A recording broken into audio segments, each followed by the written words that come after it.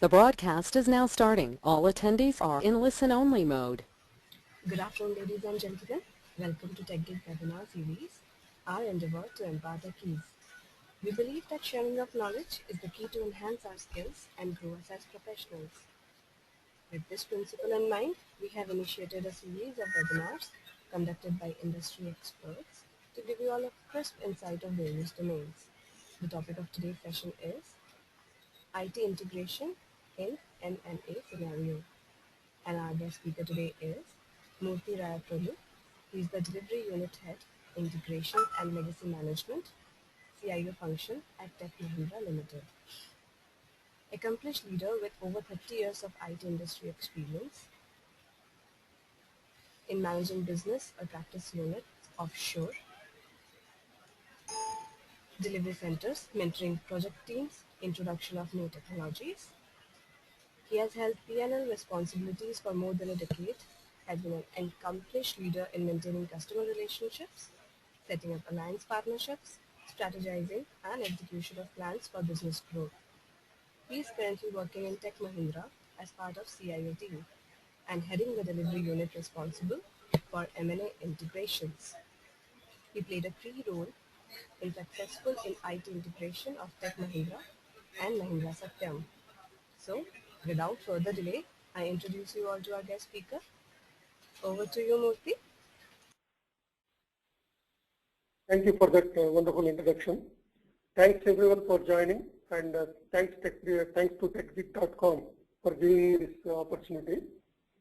I hope you can see the slide that I have presented. It's the initial slide where it's titled IT integration in M&A scenario. So what is this IT integration and why we are talking about this M&A scenario? This is all about the issues that we are going to face in a merger and acquisition scenario and how we can overcome them. I'm not getting into any specific technology in this presentation, and it's only about the experience that I had while integrating Tech Mahindra and Mahindra Satyam, and some generic observations that I had is what I put into this presentation. At the end of it, I hope you have seen the slide number 2. What are the questions that are answered? This is just setting up the agenda for our presentation. So when there are multiple options available for IT merger, how do we choose an option? First of all, what are those options that are available to us, and then how do we choose one? Having chosen any of those 4 or 5 options that we discussed today, what are the broad steps for going ahead with that? Of course, like any other integration, there will be an integration of not only the processes and the code, but there is also a data integration. Typically, in a single organization, if you are upgrading your software to a new software, you will mostly be doing the data migration. But in case of IT integrations, it's not only the migration, it's an integration of data, which I'll explain a little later what I meant by that. So we'll talk about that, what are the challenges in data integration. And like any other project, the governance issues will be there in IT integration, probably in larger in number and much more severe in consequences. So how do we create a structure for this entire project? How do we go about doing that? That's what we will understand. And towards the end, I'll just talk about what are the key success factors for an IT integration. So broadly, that's the agenda that we have set for ourselves. So we have about 55 minutes. Probably I'll take 30 to 35 minutes for a presentation. Then we can get into any Q&A. Why all of a sudden this IT integrations we are talking now and in the merger and acquisition scenario? I'm not saying that mergers and acquisitions are anything new, but in the recent past, the mergers and acquisitions have increased in number, not only in the numbers of acquisitions or mergers, but also the dollar values. Earlier, we have not heard of many billion-dollar mergers. These days, the mergers have become mega mergers, and even the business is becoming slowly mega business. Recently, if you have seen, last week there was a Snapdeal and Flipkart online sales, and they seem to have logged in 100 million sales in one day. That means they are generating a revenue of 10 billion in 10 days, 1 billion in 10 days. So that's the kind of business growth that we have seen, and businesses are becoming mega. And when mega businesses merge, the challenges that they bring to the table are plenty for the IT folks like us. So that's the reason why the IT integration in M&A is coming up of the age. And most of the times, the merger is for a specific business purpose. They may have initiated synergies between more than one company, the acquirer and the acquiring company, and then they will outline these are the achievements that we need, these are the targets that we need to achieve for the merger to be successful. And how do they do that? Unless they have a proper MIS, unless they have proper IT systems, the merger objective or the synergies that were envisaged for the merger may not materialize unless there is a proper IT integration. When we are having two businesses that are running at breakneck speed, and you need to change the IT systems of two organizations, it is akin to changing the tires of a moving car, which is very, very different. I am sure I don't need to explain any further. If I give an analogy of, if the car is running and you need to change the tires, you need to do really a lot of success. IT integration of merged companies is almost akin to that. And when you are in one organization, you are doing an incremental roll-up to a newer system, the challenges are not as many as when you are integrating two separate entities. That's because the organization cultures could be different, and they may have a direct bearing on the IT integration. A simple example to say is that one organization believes in completely decentralized controls. One organization believes in completely centralized controls. The IT systems are one organization have evolved based on the centralized control. The IT systems of the other organization have evolved based on the decentralized controls. Now, while we are integrating this, there is supposed to be a single process that we need to follow at the end of the day. Otherwise, there is no integration of IT. And that's where a lot of feathers will be ruffled, and you need to deal with human emotions, and the clash of organization culture can also impact our IT integration. That's the context why we are talking about this IT integration. And once we have decided that when there are two companies that wanted to merge, and the synergies that they wanted to achieve by that merger are outlined, then comes the IT into picture.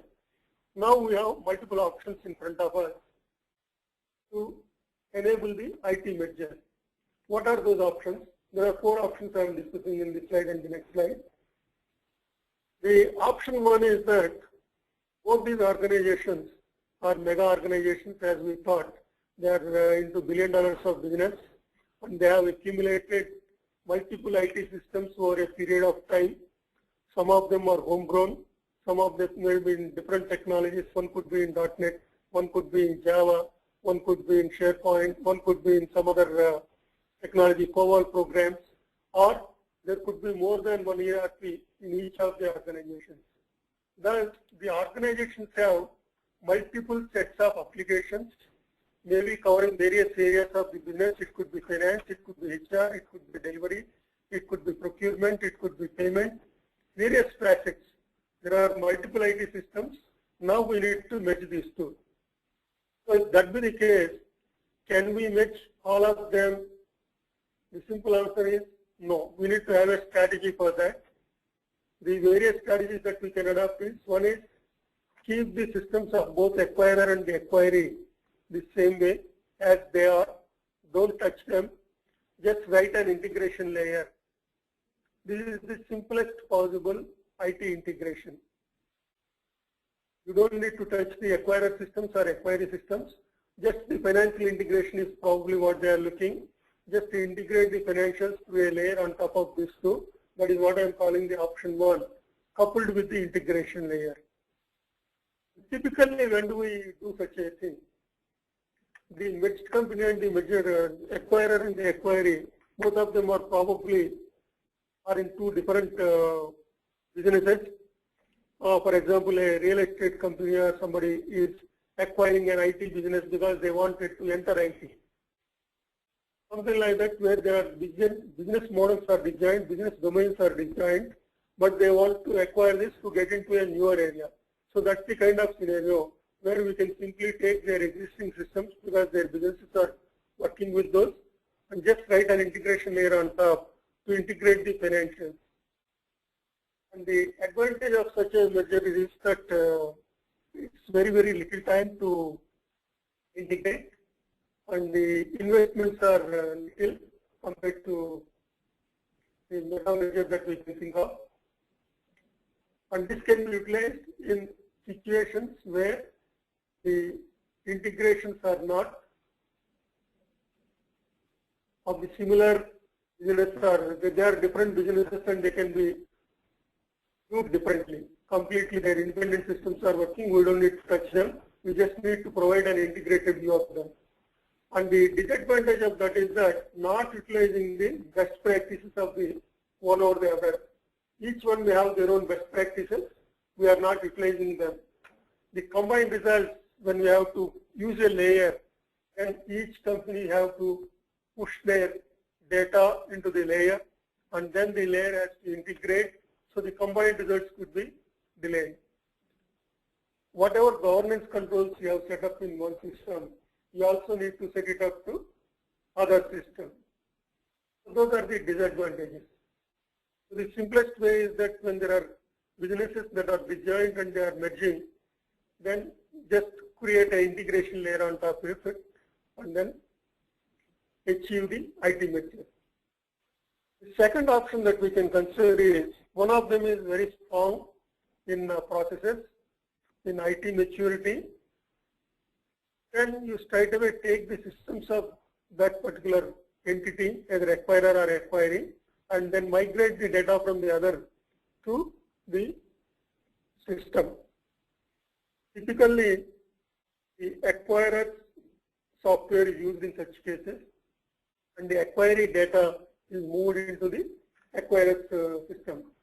And this is feasible when you are dealing with similar businesses, and one of them has very, very good systems which can be straight away applied to the combined entity.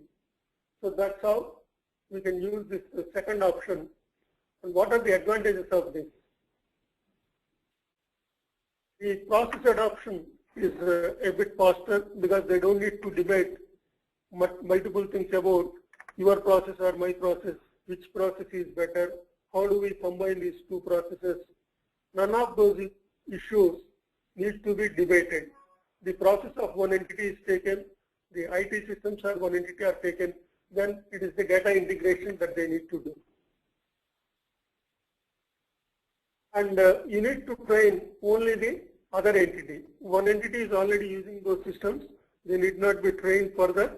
So the other entity is the only entity that needs to be trained. So the training costs are also not very heavy.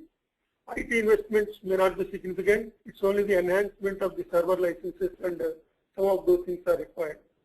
The disadvantages is that again we are chunking out complete IT systems and processes of one entity, and if they have any best practices, we are not utilizing them.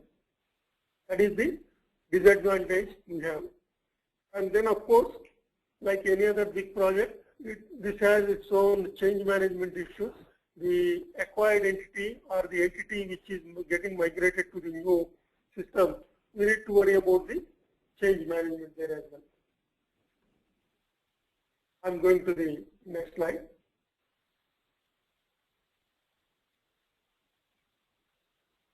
The option 3 that we have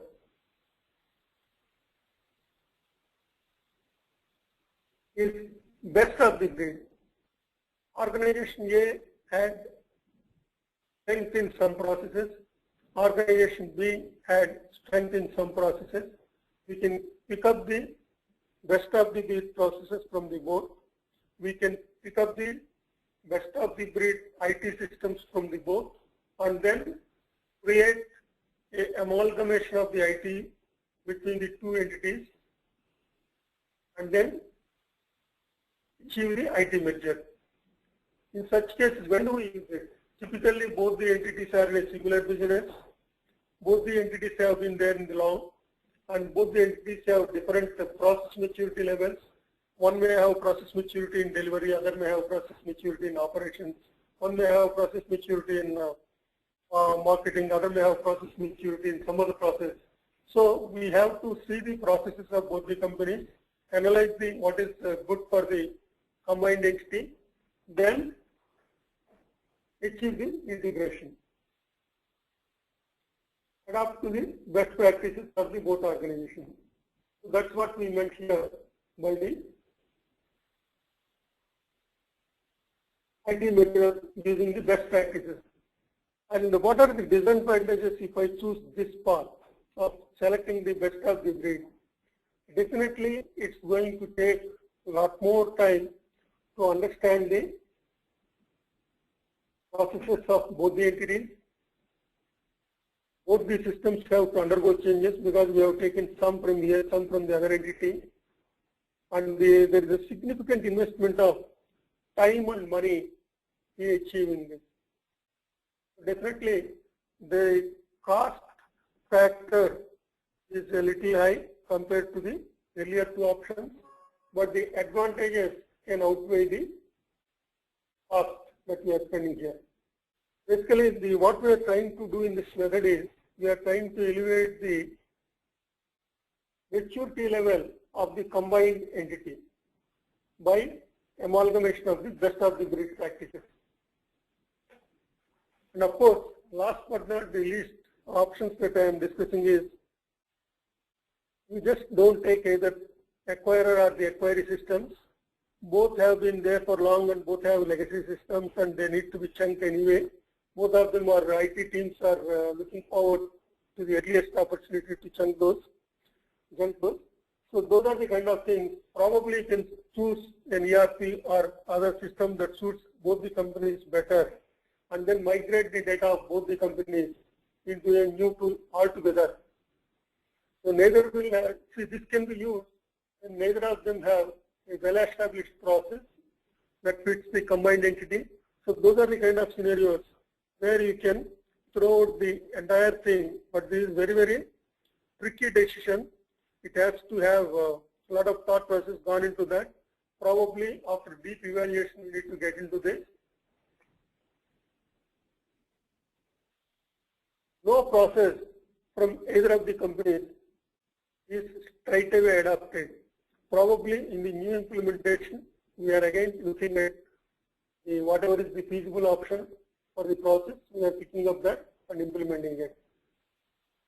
If there is any best practice in either of the organizations, that may get into the new implementation and that may survive. The disadvantages of adopting this method is both the organizations have to adapt to a change. That means change management is going to be humongous. Now that we are throwing out the entire software at both the organizations and bringing completely new systems, of course, we need to maintain the software for statutory purposes. You need to keep the financial results and the HR data kind of a thing for 6 to 7 years after the merger. So those are the kind of scenarios where you need to keep the systems intact, the legacy systems, but we are not practically utilizing any of those beyond the merger point. So the cost implications could be high. Significant training could be there. We may have to redeploy resources of IT teams on both the companies. So the disadvantages and advantages, we really need to study which one to study, which of these methods. So we have considered 4 options. First one is a loosely coupled integration, or just write a layer on top of it, keeping the acquirer and the acquiry systems. Second one is pick up one of them and move the data of the other into the chosen one. Third option is pick up the best of the breed systems, integrate them. Fourth option is throw out both the systems, move them into a new ERP. So these are the 4 options. While choosing these 4 options, do I need to consider anything other than this? Yes, there are certain key enablers. Slide is getting refreshed. Just a minute. Yeah, there are certain key enablers that we need to keep in mind before we choose any of the 4 methods that we discussed. First and foremost of them is understand the merger and acquisition goals of that merger and acquisition. What are the goals? I mean, is it just to have the combined financials? Is it show a larger number, or is it just to get to the customers of each other and then cross-sell, or is it to enhance the business by taking the better service practices of the other? So we need to understand the goals, or just to have a larger pool of the technical folks or whatever is the business that they are doing, or for a larger reach, because company A is very rich in customer base in Middle East and company B is rich in West. Like this, there may be synergies that are making this M&A a relevant one. So we need to consider this. First point that we need to consider apart from the choosing the option is this. Then once you understand that, translate these business goals into IT goals. If it is just to reach out to the customer base of one another, then what all things do we need to match? Do we need to match the CRM first? Do we need to match the financials first? Do we need to match the sales systems first? What are the things that I need to match? So what are the IT objectives that we need to achieve? If it is a cross-sell, do I need to give the sales folks information about the other entity? What are all their customers? What are the services offered? And what are the strengths of these services? And which are the organizations which are utilizing these services? So that kind of information is taught.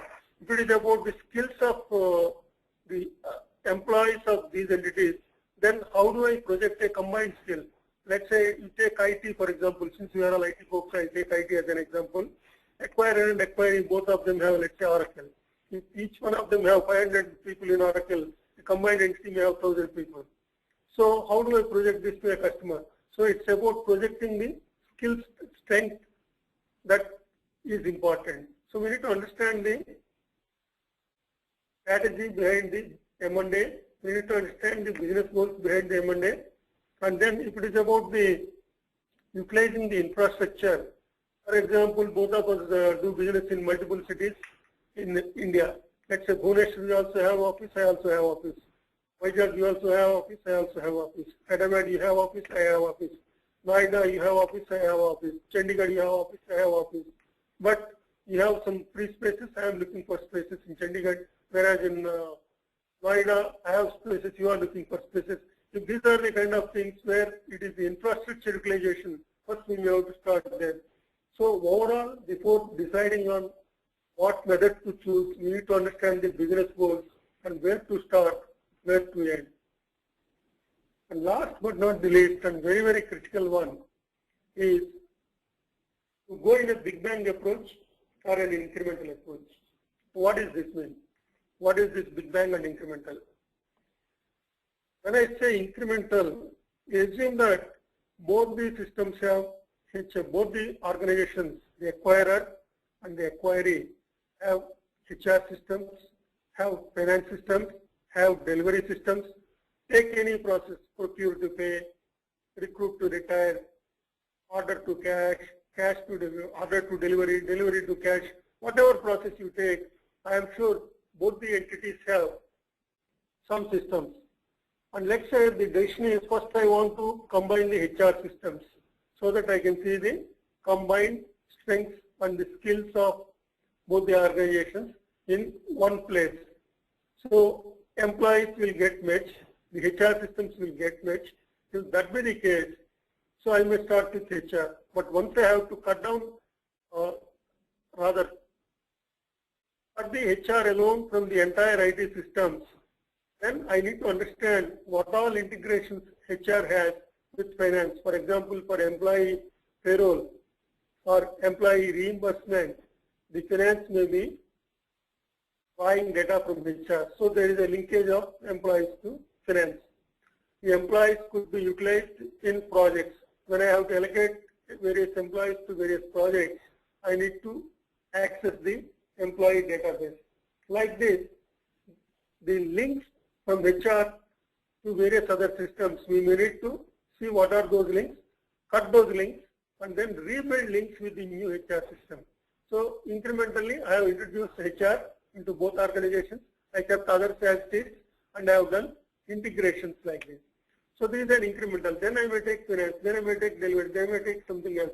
So each time I build some interfaces, I build this, stabilize this, go to the next one. Other than that, I do everything offline in a big bang approach. I integrate all the systems. Then I take 1 week shutdown, implement all the systems in both the organizations. That's what I call big bang. You change everything overnight. That is what is the big bang approach. So these are the configurations that you may need to do while choosing the option. Okay, we have considered all these factors. We have chosen one of those methods. How is the overall broad steps? What are the broad steps to tame this big integration? I literally use that word tame because I have given some acronym to the different processes that were defined below. So that's the reason why I use that word tame there. Broad steps to tame the big integration. Typically, the T there standing for transformation goals. This is what we have seen in the previous slide also. Like the merger and acquisition may be envisaging certain synergies. How do I transform them into IT goals? That's the first thing that we need to consider. And then second thing that we do is asset analysis. Each of the organizations over a period of time have accumulated probably 100 systems, 150 systems, whatever be the number of systems. They have accumulated a lot of systems. Take this stock of assets of both the organizations, segregate them either department-wise or process-wise. You could segregate them based on recruit to retire, procure to pay, cash to order to delivery, delivery to cash, procure to pay. Various processes you can choose. Organization A in this process has 20 systems. Organization B in this process has 30 systems. There are 15 systems which are common. Of these 15, 10 are better in this, 5 are better in this. Like this, at least come up with the best practices or the take stock of all the assets that we have, and then because they are going to be retired sooner or later. So take stock of the assets, do a thorough asset analysis, and see the transformation goals. See how many of them can be retired. Then do the gap analysis. You have the transformation goals, you have the assets in hand, then see where are the gaps, which are the processes that are working well, which are the processes that need tweaking, which are the systems that need to undergo change. That is the gap analysis. Once we have done that, then we can come up with a to-be scenario. So define the to-be scenario. This is what we are doing in the step 2. Then come to the migration plan. Like any other project, you need to have a major plan of identifying various phases of this project, be it design, development, testing, system integration, blah, blah, blah, data migration, whatever steps we want to do, plan for that migration, then go for the execution. And last but not the least, you have to ensure the smoother operations. As we saw earlier, mergers and integration, IT merger is like changing the tires of a running car. So to ensure smoother operations, we need to plan right from the beginning. We need to train everybody properly. We need to train, implement, and supply and do the post-production support and ensure operations move smoothly from there on.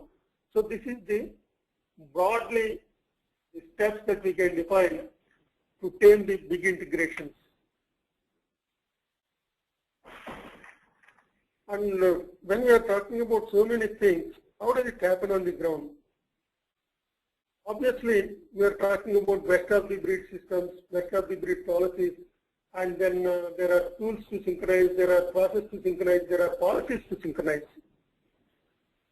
So you need to run multiple tracks, one at the policy level, other at the process level.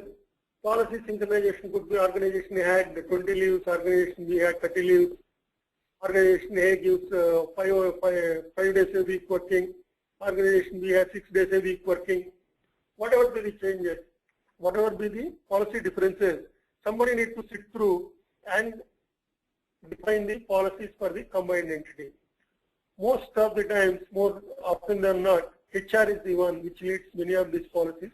Of course, there could be some operational policies which the finance may get involved, but bulk of it may be done by the HR. So there has to be an owner identified for each of these tracks. Typically, the policy tracks, you can entrust it to HR. The process tracks, you can entrust it to support functions.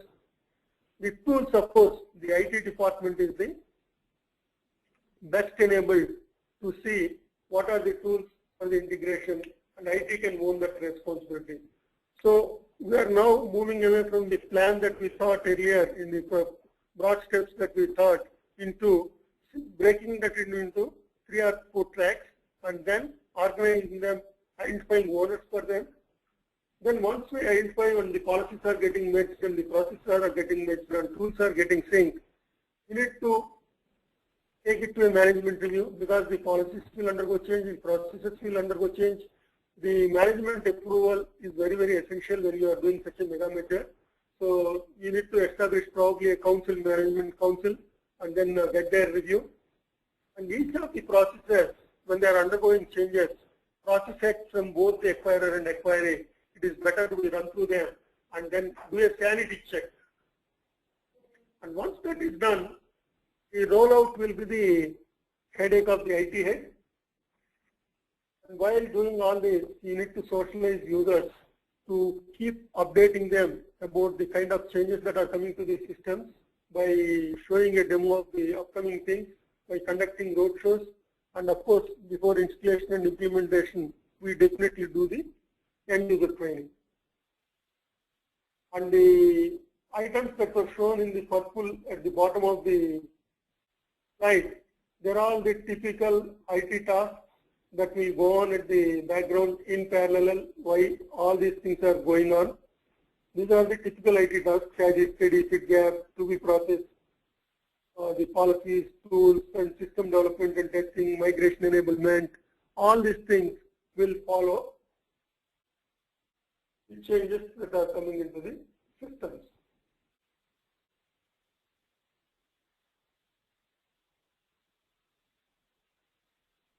Slide is taking it on screen, just wait a minute. Yeah. Hey, while moving applications, we need to consider 2 factors in mind. One is the technical maturity of the tools that we are picking. Just because if the process is good, if you really bring in a very, very, very old, outdated application for which the support is no more available from the tool vendors, there is no point in taking them. We may have to move them at this stage itself to a newer technology. We may have to see both the business maturity. If you see, there are 2 diagrams. On the left-hand side, the process maturity is on the vertical line, y-axis, business maturity, or the technical maturity is on the x-axis. Our ultimate aim is those applications which are either low in process maturity or business maturity to take them to high on the business maturity or technical maturity. Both we need to keep on considering. We need to just cannot take the process, just cannot take the technology. Both we need to consider and then move them into a different diagonally opposite direction, which is on the positive side, both on the technology as well as the business. And this is also the time to rationalize the hundreds and hundreds of applications that we have in various forms. So it is better to rationalize those applications, do not carry all the junk. And the most important thing is that the masters may also have evolved in over a period of time and may have been spread in multiple systems. Why they are spread? Initially somebody wrote a procurement system where the vendors are registered into the procurement system, and later on the finance department had to pay payments to some of those. So then they took them into finance system, and then when they took them into finance system, they added some more fields to the vendor, like your PAN card detail, like your bank detail, those kind of things, which the procurement guys may not have bothered to get in the initially. So like that, the same master may have got duplicated with additional information into a different system. So this is the time to take away those multiple places where the master data is getting replicated and then additional fields are getting added. Identify a single source for master and then make it the master and identify a owner for that and then move ahead with that. So that's what the approach that we should take. I am not getting into the details of the typical IT engineering phases of development, coding, testing, but definitely I want you to keep certain points in mind about the data migration. As I was mentioning, the merger of masters and consolidation from multiple sources is the first thing that we need to do for the systems to be operating smoothly. If you proliferate masters into different places in different systems from two different organizations, they are bound to create problems for everybody. So this is a hard decision to take, but we need to take that decision before we mix the data. So that's one thing that I want you to keep in mind in data migration. Definitely the multiple ownership for masters, certain data you will enter, certain data you will enter, that kind of a thing needs to change, and we need to enjoy single source for masters. While doing the data migration, one thing we need to keep in mind is I am just moving the data from different sources and merging masters or migrating data, operational data. Then one thing we need to understand is the data element that is coming from different systems has the same interpretation from everybody. I'll give a simple example. All of us understand a simple word called a location. Location could be which location you work from. I work from so-and-so building in so-and-so city. That's the employee view. Finance, we go and ask, how do you define locations in your system? Well, if it is an SC check, I will have a different location code. If it is a SCP, I will have a different location code. If it is a ITIR, then a different location code based on the city. And the rest are all based on city. Any other building in Hyderabad, if it is not a SCP or SCC or this, I will put them into all one category. There could be 10 buildings. Probably that's how a location is defined by a finance guy. If you go to HR and ask, hey, anywhere my associate is there, that's a location for me. If a campus has 5 or 6 buildings, I may give a different names to all those buildings and then call them different locations. Like this, a simple thing like a location, if you go to procurement guy, he may say that wherever I have a store, I consider that as a location for me. So the same location may have different interpretations. The data may be coming from different systems. We need to keep in mind that we need to have a uniform meaning for that location. Any data element that we are migrating to the newer system that is coming from different entities that need to be validated, sanity checked for a common definition, and then that need to be publicized to be understood by everybody in the same manner. Similarly, what typically everybody does is that while migrating systems and data, we will only migrate open transactions. When we say open transactions, what does it mean? Take a purchase order, for example. Somebody gave a purchase order to a vendor for 100 units. all 100 units are delivered. So as far as the procurement department is concerned, that purchase order is service. But is it completely serviced? Can I consider that as a closed transaction? No. The finance department may say, no, until I pay the money, I don't say that as a closed transaction. So there is a difference of opinion between what is an open transaction between a procurement and a finance or some other function. Or if you talk to an employee who raised that request, he may say, I got my product, so I don't mind if you close it. But the payment may not have been made, various other formalities may not have been completed, tax reductions may not have been done. So when we are saying that I am migrating open data, open transactions, we need to consider the definition of the open transaction. We need to have a common understanding between entities, and then between departments, we need to take that into consideration. Of course, the data migration, any data migration will have the mapping between old and new data items. We always need to keep a handy the mapping between these two, because during the course of data migration, it becomes easy for auditing purposes. Last but not the least, you can use this opportunity to clean up some junk data as well. The junk data may have been accumulated from different times in different systems. It's the time to consolidate them. So those are the items that I thought are very, very trivial but very critical in terms of the data migration. And then when it comes to the deployment, there again we need to have certain wisdom in choosing a time that are the very lean business hours, because we may not have shut down the systems for quite some time, we may not have done the changes for quite some time. So the integration of two entities may take much longer than anticipated. So we need to see some time where it is offended by holidays on both sides or lean business hours and those kind of things. And then we need to schedule it accordingly. Not only that, we need to schedule it when there are no very critical payments that are required, like your tax duty payments or key vendor payments, like somebody needs to travel abroad and we need to get a forex, we need to pay immediately.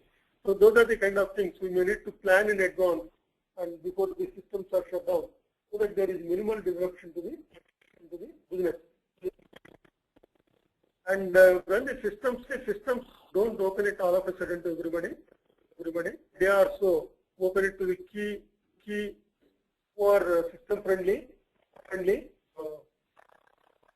with the systems, give it to them, let them validate that the data is migrated, the system is behaving the way it is behaving. On the UAT we may have done every other system test and everything, but this is again an equal importance step. That at least the friendly users are paid. This period, keeping the support staff the place where the users are. It may not be possible in the entire organization, all the locations, but definitely where the key users are, or 80% of your users are, you can use the 80-20 rule and then keep the support handy. Last but not the least, do not check out the old systems and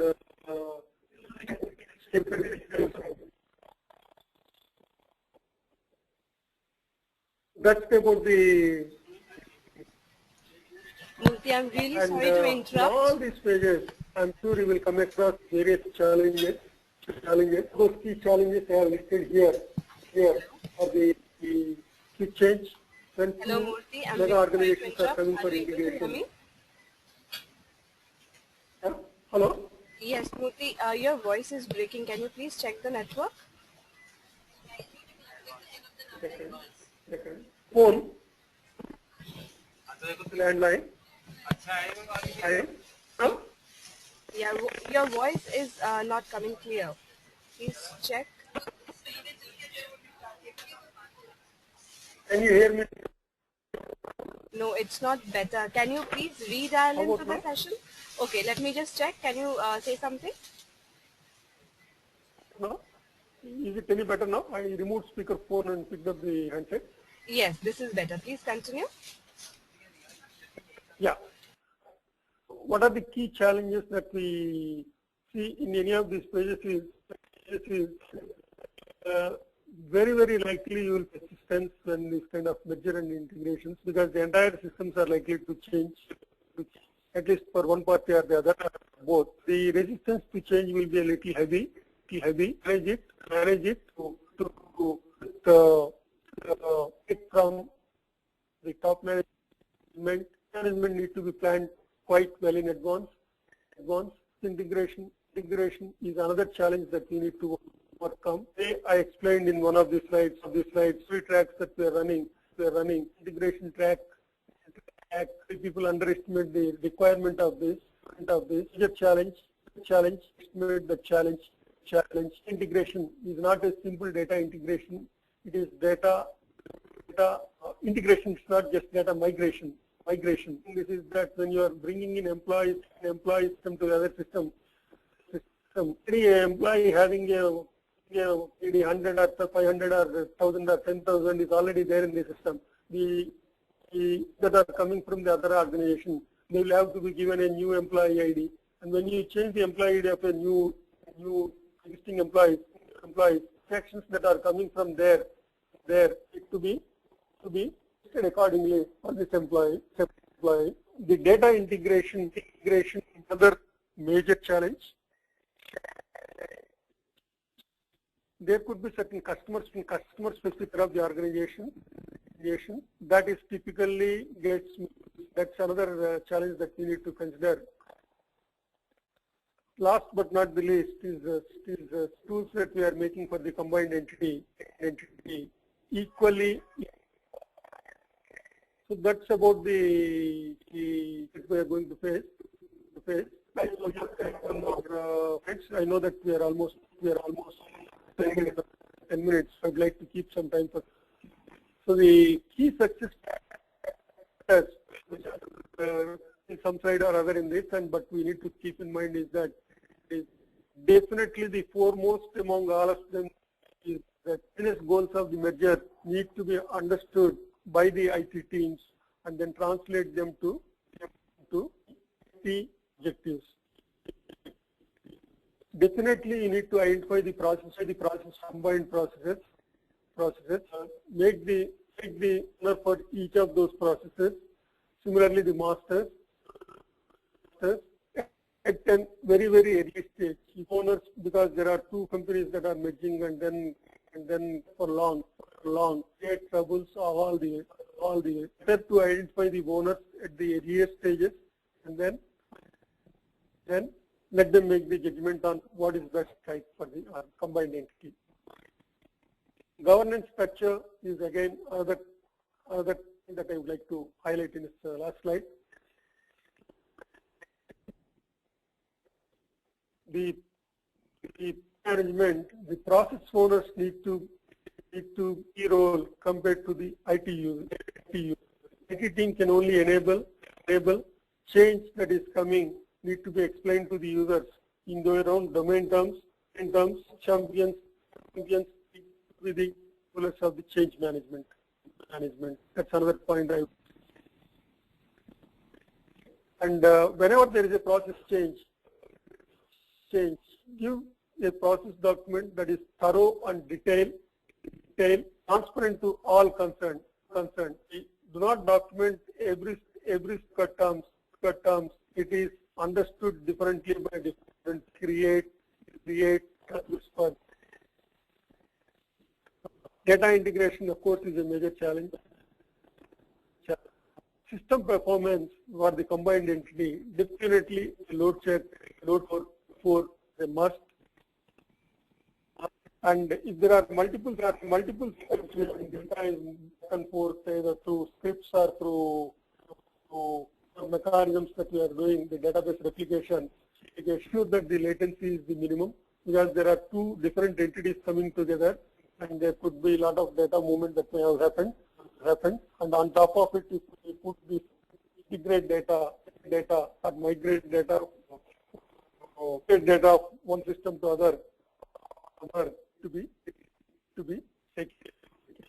That's about the key success factors. And the 10 minutes for the Q&A, maybe we can take the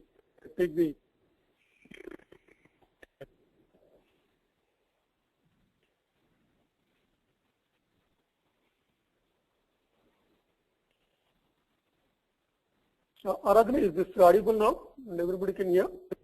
Can hear? Hello?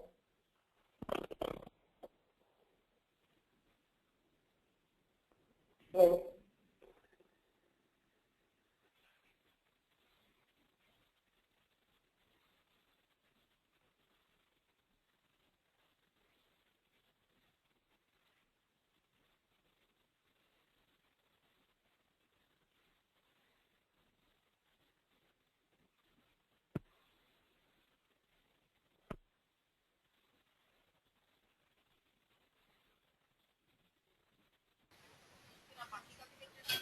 Hello, Murthy.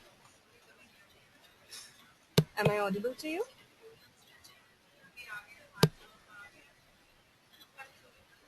Hello? Can you hear me now? Yes, Murthy, your voice is audible. But I would request you to redial in. I think it would be better if you redial in because there's a lot of disturbance in the voice. Okay, I'll redial immediately. Yes, please. Thank you.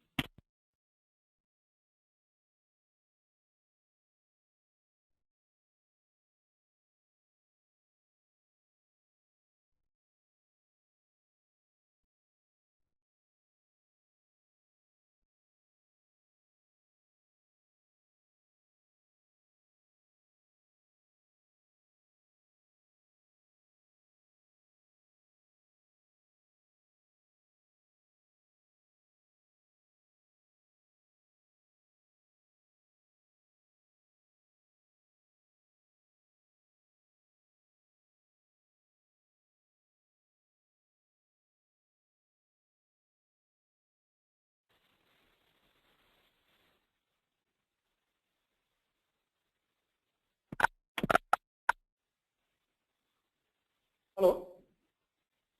Murthy. Yes, your voice is loud and clear now. Please continue with the session. Yeah, what I was talking about, I don't know when the audio cut off. I was on the key success factor slide.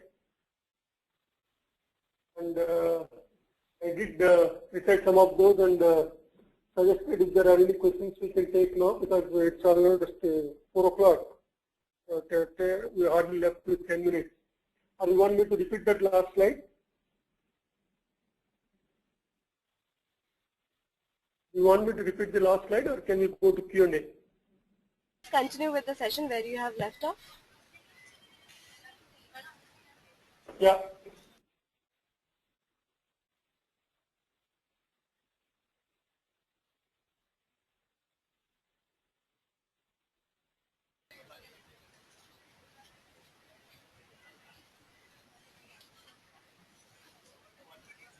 You can continue with the slide itself. Murthy. Yeah, okay. I'll do that once again. Yeah, what I was talking in the slide is about the key success factors. What we have seen so far is the various facets of the IT integration, the need of it and various methods of doing it, the 4 ways of doing it. Then what are the key considerations in doing that? And then followed by that we have seen the various items to be considered in data migration and then the how it works on the ground. We have seen the different tracks for integration. And putting all of them together, the slide is talking about the key success factors. What are the various facets that we need to consider in IT merger? Is the oft-repeated stance that understand the business goals, translate them into IT goals, then only start with the IT merger. So that's the key message that is coming in various steps that I have elicited. So that's the first point that I have highlighted here, and that's the most important point. The next one I mentioned here is that the masters may have proliferated in different systems at different times by different departments. I gave an example of a procurement. When they create a vendor, they don't need to know the bank account and the PAN number and those kind of things. So they just get the basic information and then create a vendor and then place an order. But when it goes to finance, the finance may copy this data or add few more fields to this, like the bank account and PAN number and those kind of things. So the finance system may have had some additional information about the same vendor which the procurement system didn't have. Like this, there is a possibility of same data proliferating in multiple systems with distinct data points and additional information about the sale. So this is time for us to understand those nonsense and then combine all of them at one place, identify a single owner for each master, which is very critical because there are two entities that are coming together.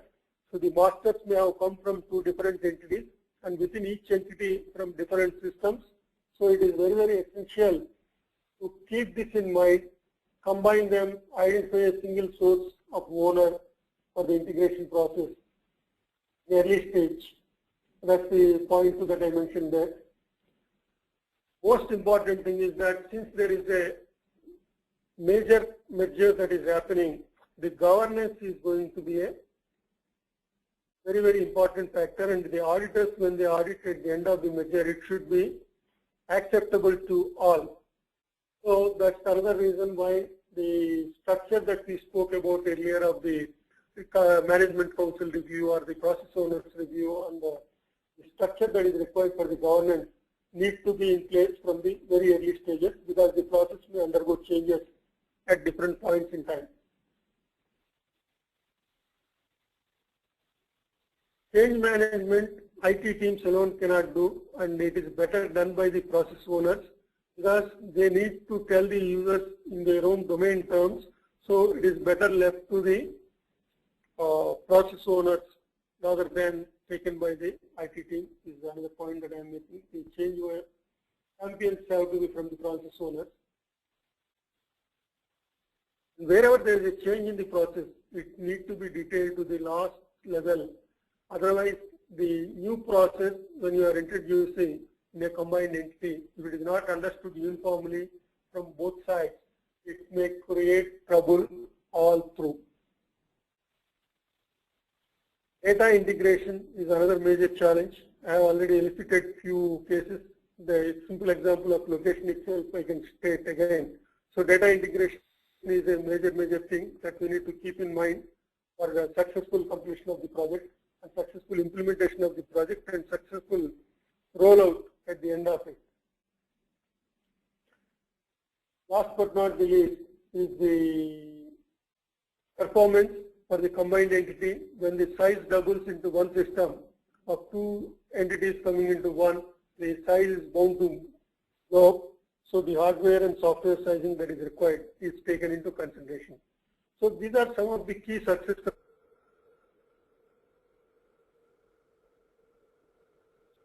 essential but look simple and generally tend to get ignored. So that's why I put them into one slide here. So those are the key success factors. So that's all I have to share as a presentation. If there are any questions, I can take them now.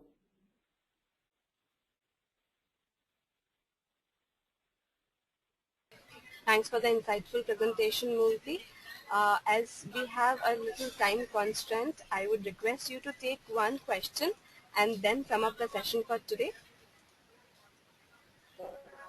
Fine. That's fine.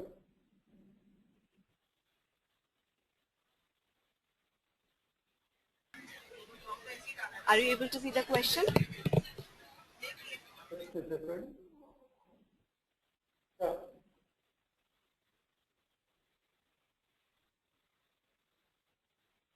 Yeah, the very good question. There is a question from Fatem Mehdi.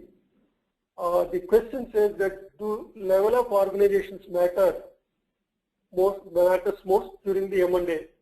A large scale with a large scale or a small organization with a small organization? See, definitely the process wise, if you see, whatever I stated applies in both the cases. The complexity definitely differs if it is a large organization. Number one is the size in terms of the large or small. Number two is the legacy it carries over a period of time. If a company was established for, let's say, 20 years, 30 years, I am sure it must have accumulated a lot of legacy systems that needs changes.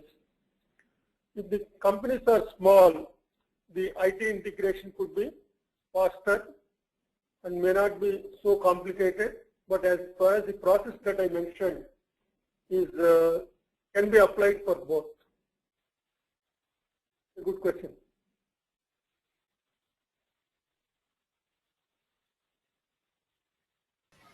If you would like, you can sum up the session for today. Yeah, thank you very much, first of all, for giving me this opportunity, and it's a wonderful experience. And hopefully the audience are able to hear all through. I know that there was some audio disturbance at the end of it, but I would like to conclude by saying once again thanks to all of you, and it's been a different experience merging organizations rather than just introducing a new software in any organization. If it is the same organization, if you are doing something extra there, it's a incremental effort. But I am sure for some of the people who worked in mergers and acquisitions in large scale, the opportunities are going to be plenty. In the earlier, there were not many mega mergers, and now the mega mergers are going to increase. So this experience is going to count to all the audience. Thank you very much once again. Thanks, Aradhana, and thanks, TechGeek.com.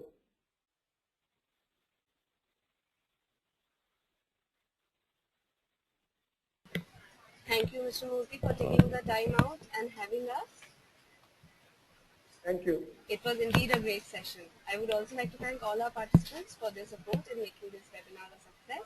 The recording of the webinar will be available on TechGeek. Thanks for all the technical staff there as well. Thank you. Bye. Thank you all. Bye-bye. Bye-bye.